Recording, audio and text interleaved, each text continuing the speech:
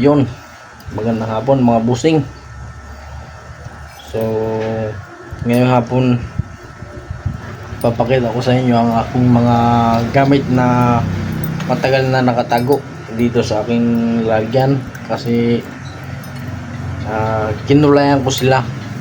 Bali ilang buwan din sila na standby, may git 4 months na standby. Ngayon ko sila nagkandigalaw. So bali pinang-ayos ko ito para baka next month magkalma na, makapalaon tayo.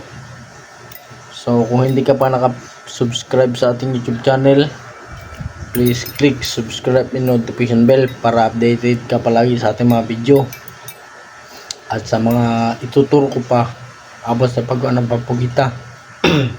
Bali ito ngayon wala tayong tutorial, ipapakita ko lang muna ang aking mga gamit dito. So ito na yun siya guys.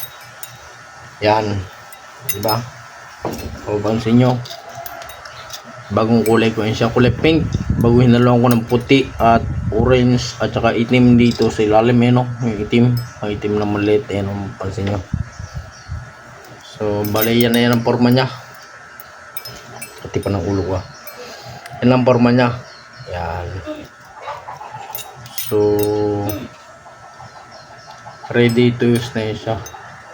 Para pa nagkalma, magagamit natin. So ito naman yung isa, papakita ko sa inyo yung ginawa ko rin isa, kinulayan ko. Yan o, nakulayan ko. Mas malaki ito siya, kapares din nung isa na yun, pero mas malaki ito. Ang bigat nito ay may 1 kilo o sobra pa kasi pang ito pang malakas na agos. Bali ito siya, yung isa na ito yung na kung pinakita mga boss. Ito yung pang walang agos, medyo magaan. Bago ito naman ay mabigat. Pares din sila ng kulay mga busing. Bali ito matagal ko na itong gamit, marami na itong nahuli. So ngayon ko lang ulit na na gawa at nakulayan. So gagawin ko lang siya ng propeller bago lagyan ng swivel. So goods na yan siya. Yan o, nakikita niyo. So bali ipapakita ko pa rin sa inyo ulit yung isa kong ginawa. Nakalagi ko rin ginagamit. Ito pang mababaw. Ito, may kita niyo puro stainless. Bali ito siya, maliit lang ang paggagawa ko nito. Ang bigat nito ay 0.8 grams. Yung napakaganda gamitin sa mababaw.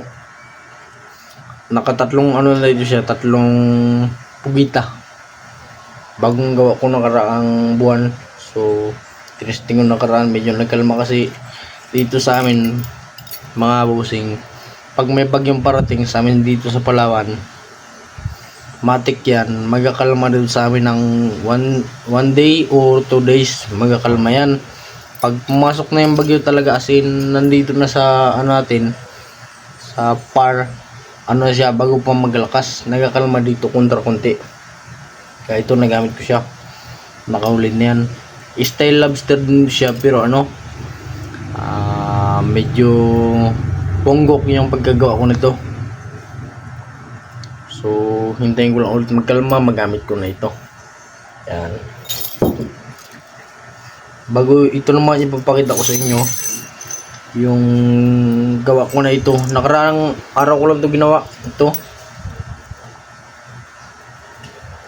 yung lobster. Ito talaga lobster. Hindi ko lang siya ginawang kulay green kasi dito sa amin halos walang gumagamit ng kulay green na pintura.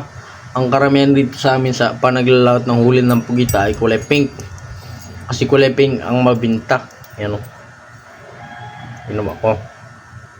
Bali ito yan yung mata-mata nyo. Mata.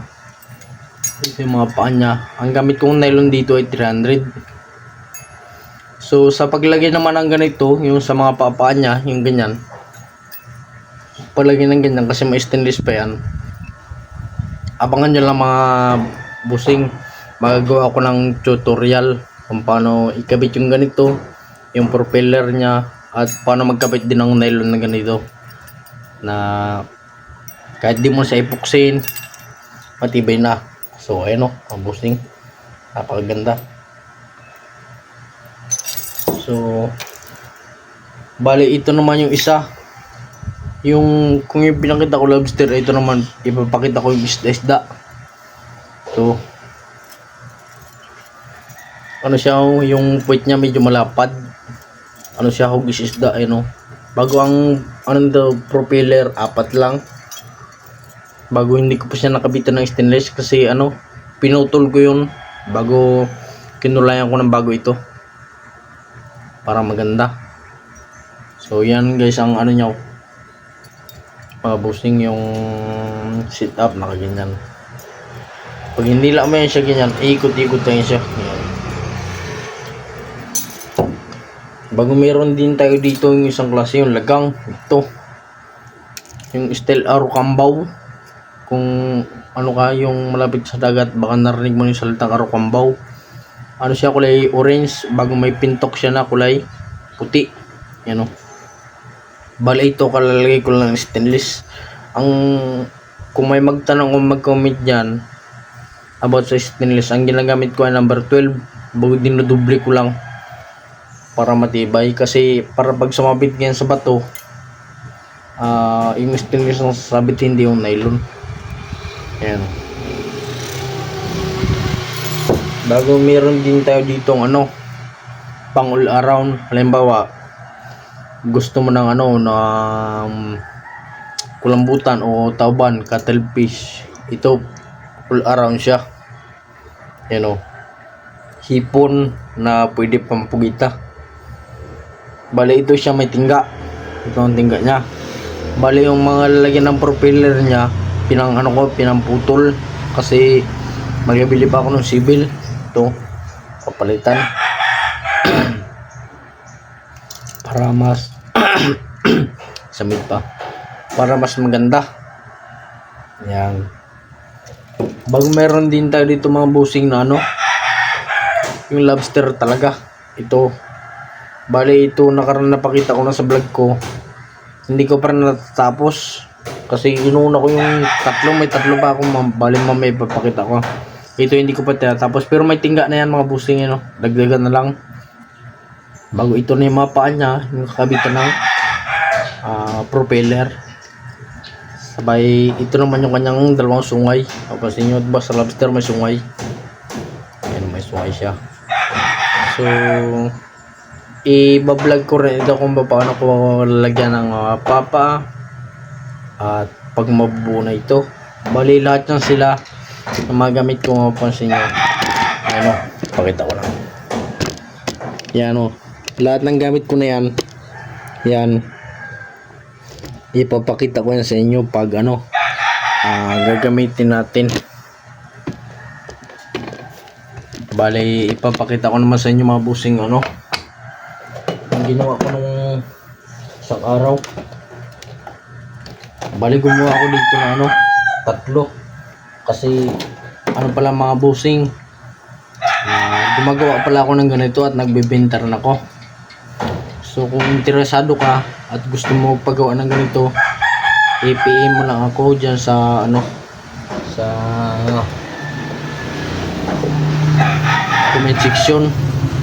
Mag-comment ka lang doon kung gusto mo bumili at para ilagay ko doon yung aking number. So ayan mga bossing oh, ito ang tinatawag na lobster talaga. Yan, bali 3 yan. Ito yung dalawa oh, 2 sila. Yan, bago ito yung isa, ano, 3 yan sila. Mga first coating pa lang yan, hindi pa sila kasing tapos mga bossing. Kung nais mo lang mga ganitong klase ng panghuli ng pugita, pwede ka mag-comment dyan sa baba at i-comment ko rin ang aking number para magkausap tayo. So yun lang mga bossing, naipakita ko na sa inyo ang aking mga gamit ito. So pag may nagustuhan kayo, mag-comment lang kayo sa baba ng ating comment section. At kung may katanungan kayo about sa aking mga gawa, ganyan, mag-iwan lang kayo ng inyong mga message, comment. Yan o. Pakita ko na ulit. Yan. Bago. Ito. Bago. Ito ulit. Yan. Lobster. Ito naman lagaw. Yan o. Bali. Tapos na yan eh. So, yun lang mga master. Mga busing. So, salamat sa panonood. And God bless po sa ating lahat.